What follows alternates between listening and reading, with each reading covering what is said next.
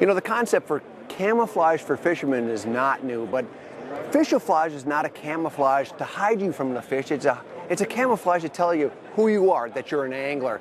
With me is Paul, who's CEO of Fishouflage. Paul, kind of take us through your new patterns.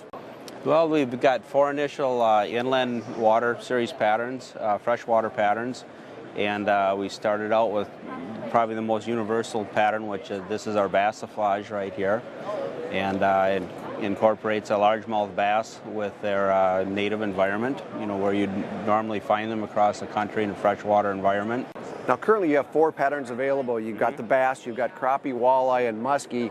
But it's not a pattern to hide you from the fish. Kind of take us through the image and why people will buy your camo. No, absolutely not. When the whole camouflage phenomenon started in the hunting industry years ago, it was to hide short-range hunters in the woods, you know, from deer and turkey, etc. Yep. And it very quickly grew and spilled over into the general community, and it was worn as an identifier. It was to tell the world when you're out about town, or you know, hunting or fishing or whatever you're doing, that you're an outdoorsman, you're a sportsman.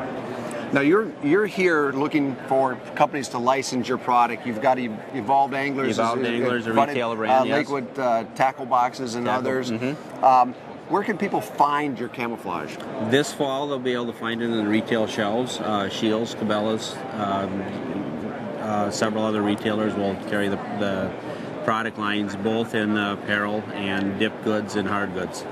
Now, Paul, this is the walleye pattern. Kind of take me through the pattern itself. It's a walleye in the typical environment with the plant and the rock bottom that you'd find in a typical walleye habitat throughout North America. You can see the rock structure, native plants and weeds that you'd have available, and it's a continuous pattern, side to side, top to bottom.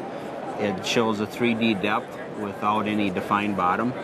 And because these are photographs, the detail is incredible. The detail is incredible, absolutely. It's all Photoshop technology, and they're all actual photographs of the fish and vegetation. So we've got walleyes in coontail and rocks. That's not a surprise. That's what you'd expect. Let's go see the crappie.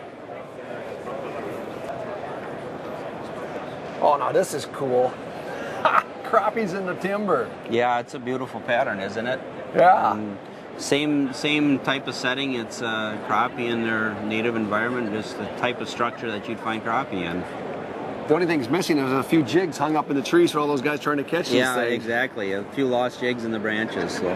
Now, muskies are real popular with a lot of anglers. Let's go see what the muskie pattern looks like. All right. Look at the ski there.